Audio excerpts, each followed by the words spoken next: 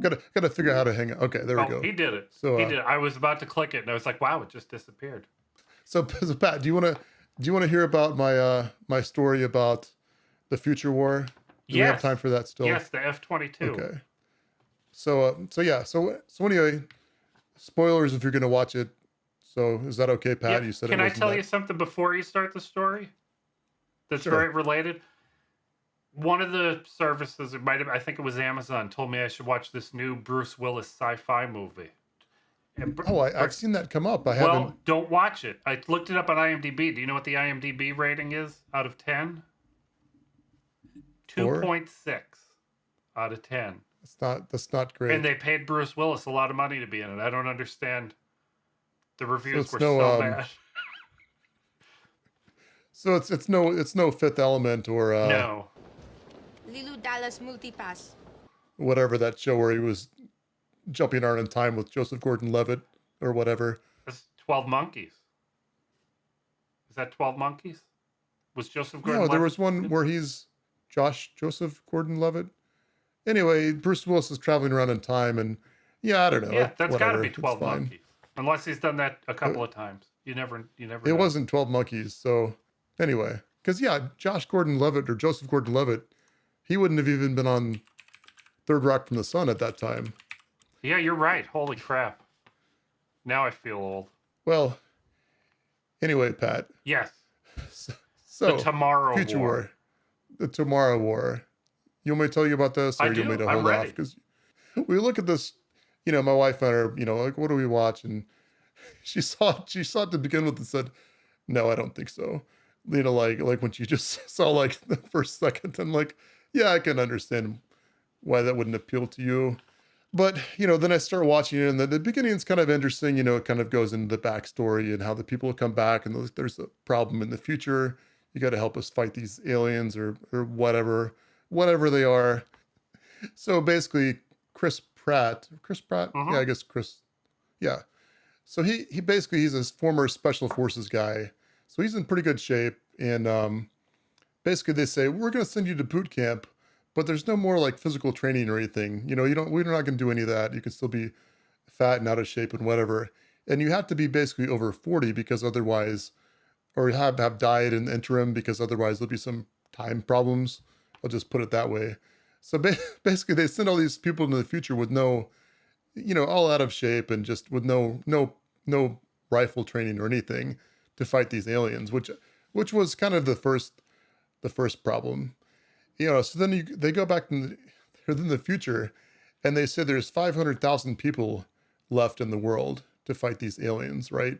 And this is a big spoiler, but Chris Pratt's daughter, when he goes to the future, is grown up, and she's basically some sort of big scientist, and yeah, I don't know. She's basically the head woman in charge, I guess, of researching these aliens. So she reveals that there's 500,000 people left in the world. Yet, when Chris Pratt, when they jump in, they've got to send these fighter planes to blow everything up for some reason. So they send five F-22s, five F-22 planes to basically blow up Miami, which apparently Miami's skyscrapers are still standing for some reason. And I'm thinking, how in the world do 500,000 people have the resources to resupply five F-22 fighters? They've got well-trained fighter pilots. They've got bombs for these things. They've got just everything you would need for, you could believe it if they were flying warthogs or something around, but you know what I'm saying? I felt Yeah. like this was a real problem. And all I had written down was F-22 resupply, as you can see. I So do. that was one of my first problems with this movie. Second problem is Chris Pratt's daughter, when she's a little girl, her hair, she's got dark hair, right?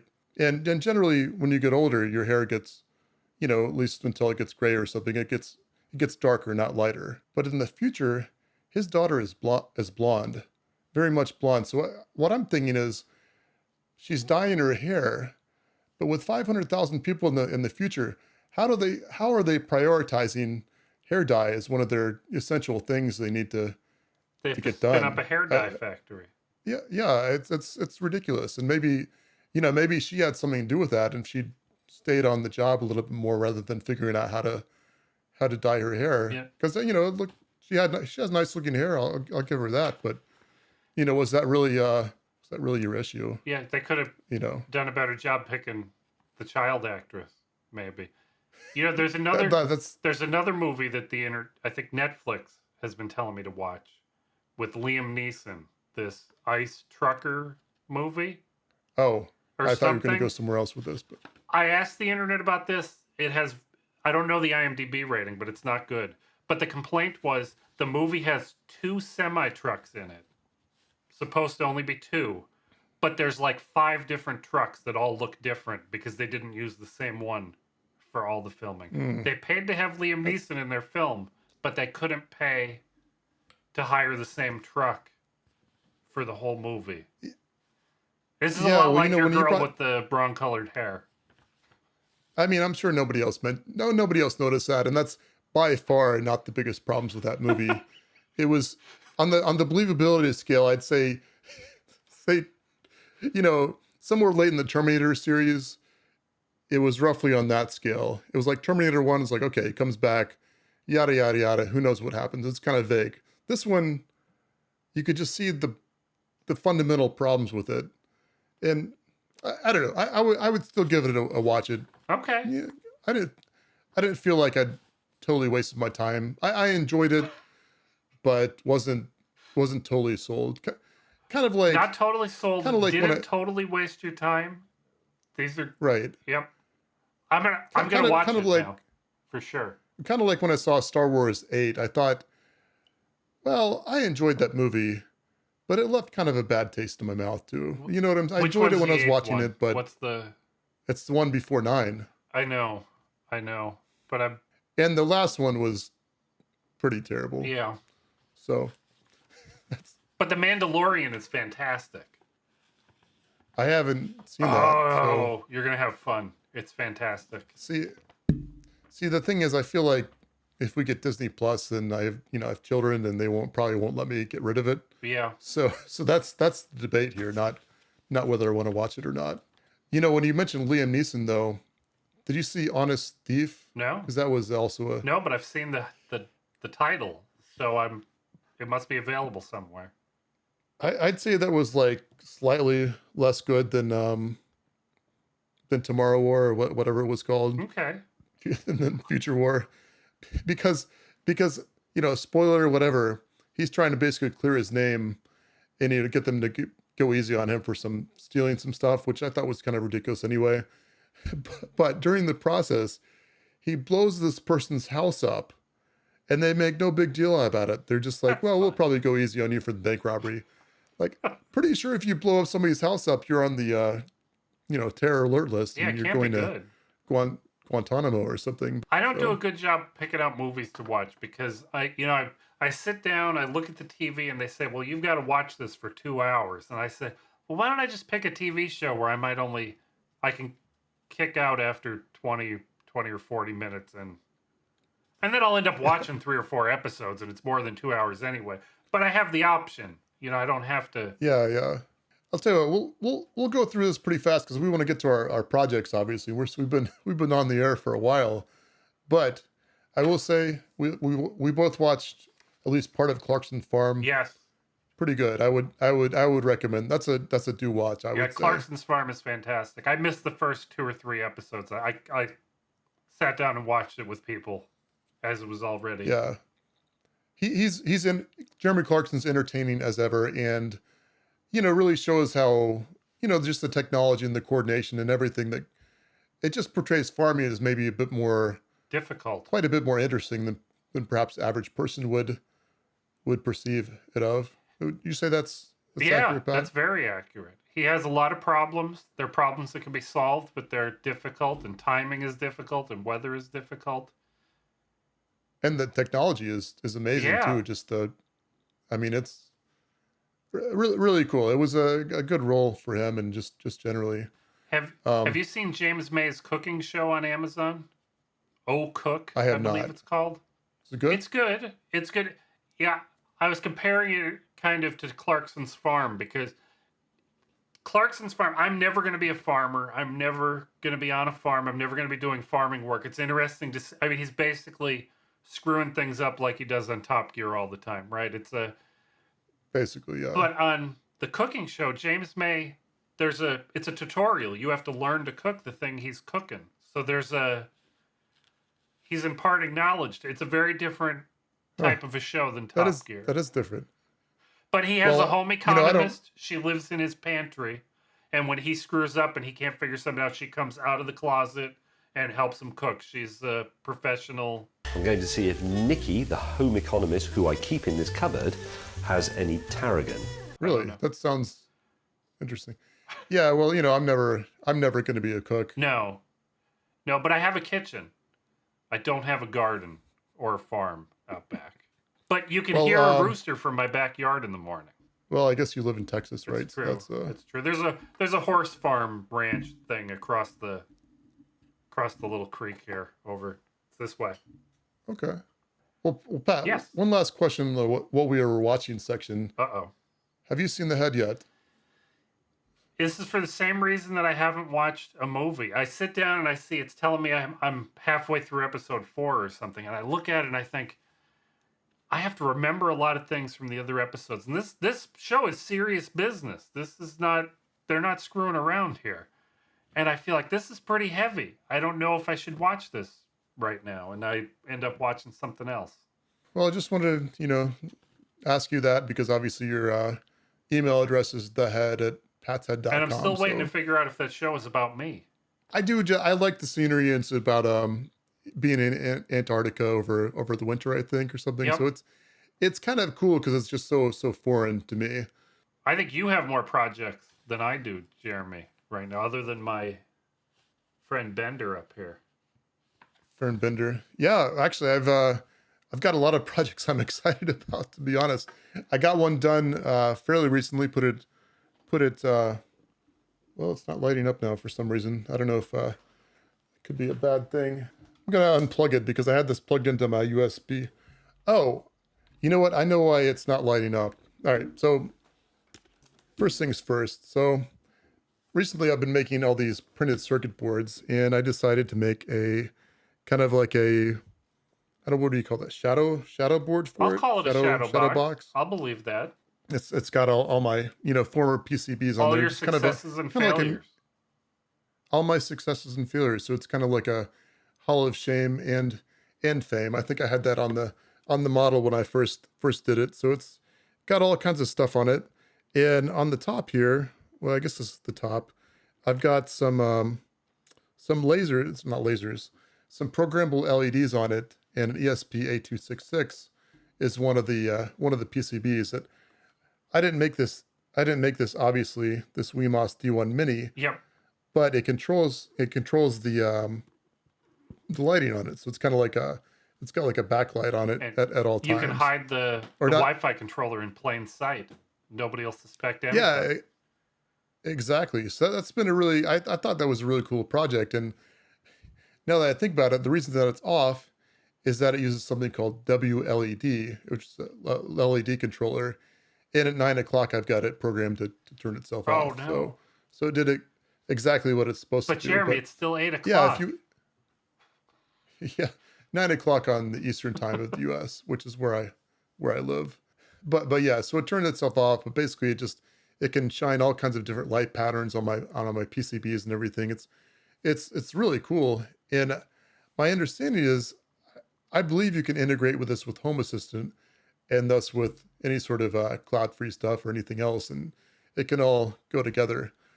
Mine doesn't currently. Says it's a shadow box of fame and flames. Fame and flames. Well, I don't know how many of your PCBs catch fire. That's a good way to put it. But I don't think any of them have been on fire. Now that I think about it, they've all been burned with solder. So it's a fame and smoke. I've had a few PCBs go up in very spectacular flames, but it's usually not. It's never one that I've made myself. Okay.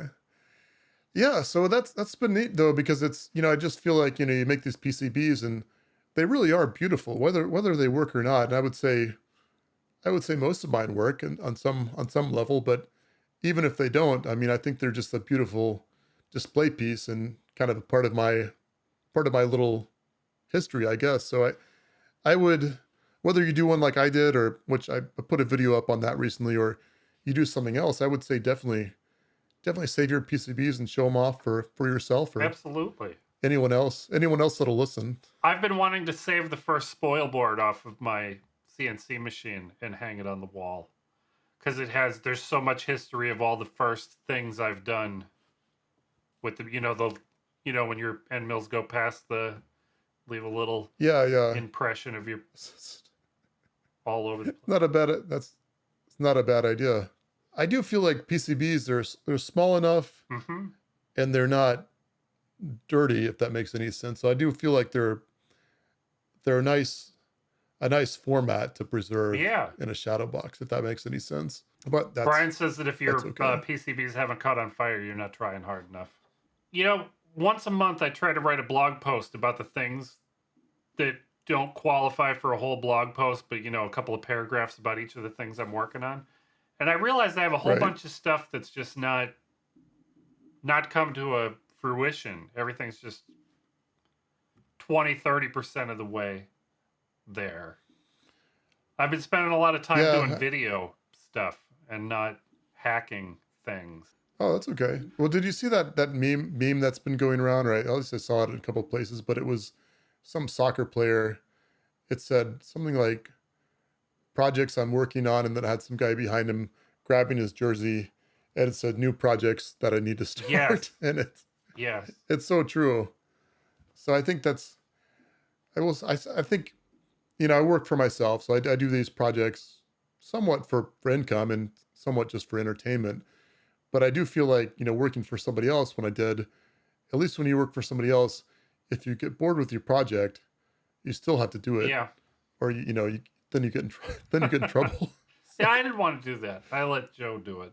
I'll do it some other time, maybe if I get to it. Well, I'm excited about that other project you're working on, but I don't know if you were going to talk about that today. Oh, I am gonna talk about thank it. Goodness, Thank you for introducing it. Yeah, I'm super excited too. In fact, it's well, here I'll just go ahead and put it out there on camera for a second. It's basically it's going to be a rotary shortcut keyboard. So and I've got a hook. I've heard these called macro pads, and I've heard them called macro pads. And it's like a Stream Deck.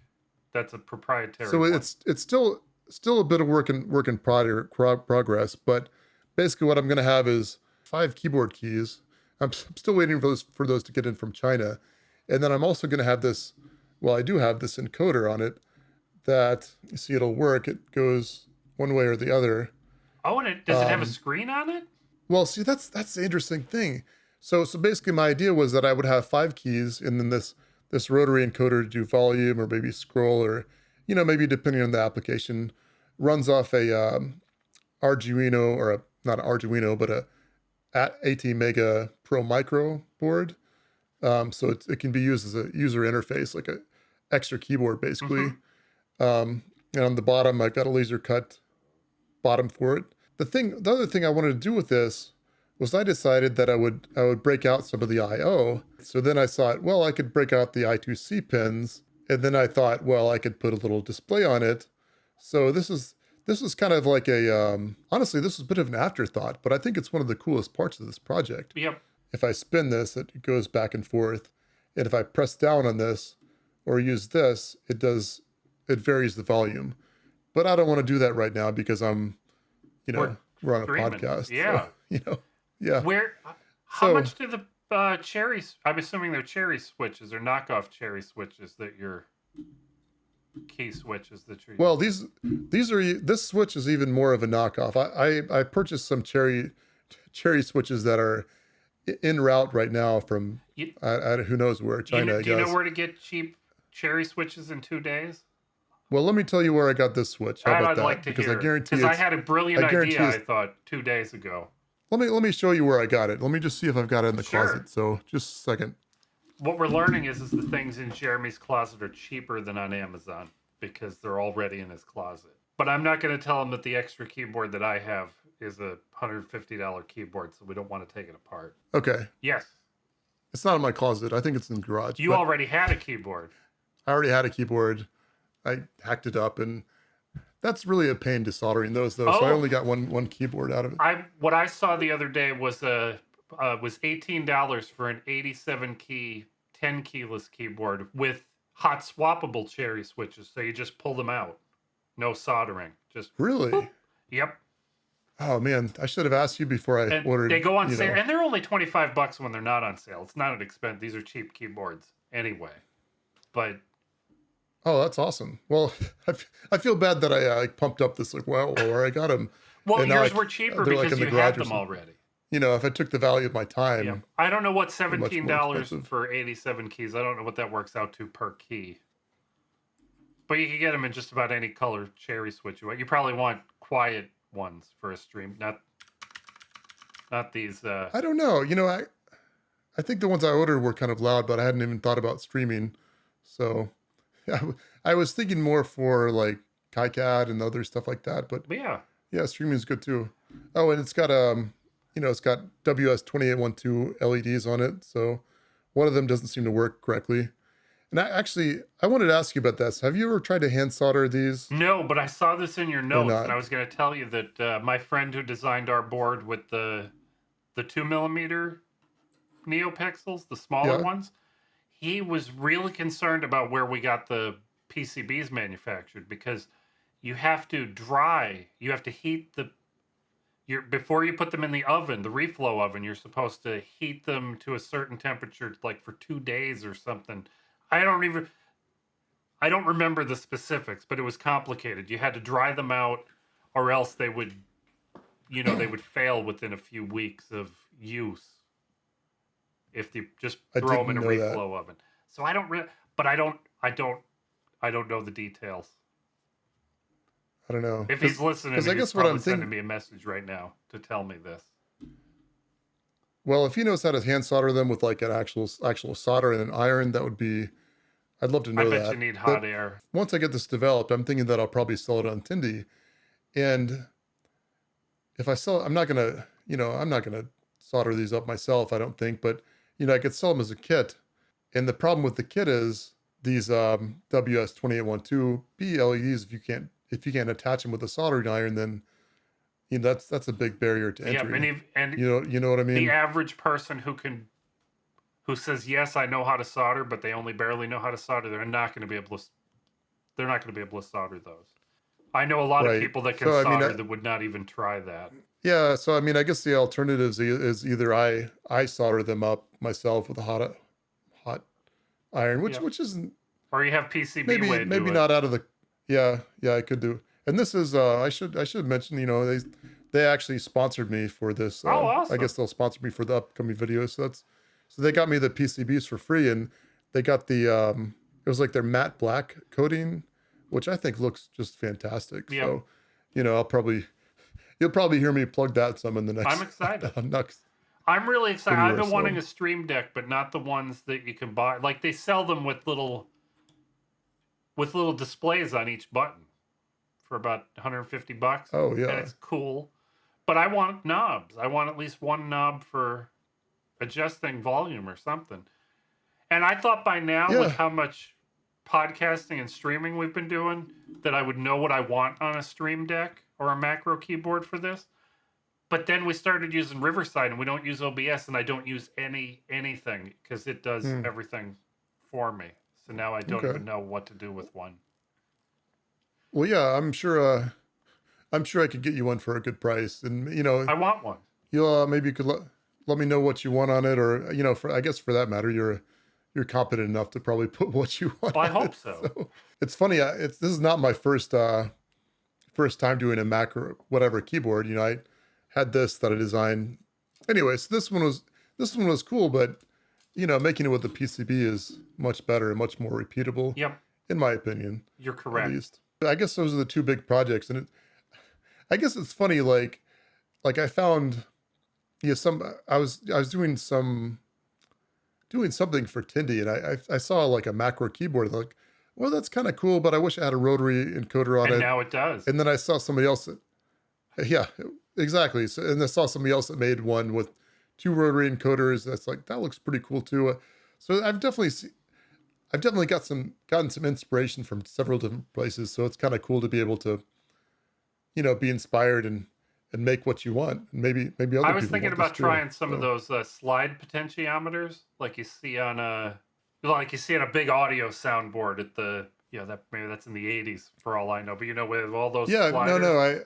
I've got some in my parts bin actually, but I think the problem with that, I'm sure there's a way to get around it, but the problem is generally it has like discrete. A computer has discrete, like you say, turn it up, turn it up, turn it Yeah, up, and then coder can do the turn it up, turn it up, turn it up. Whereas the slide potentiometer, it turns it it can't down, just turns be it a up. keyboard key.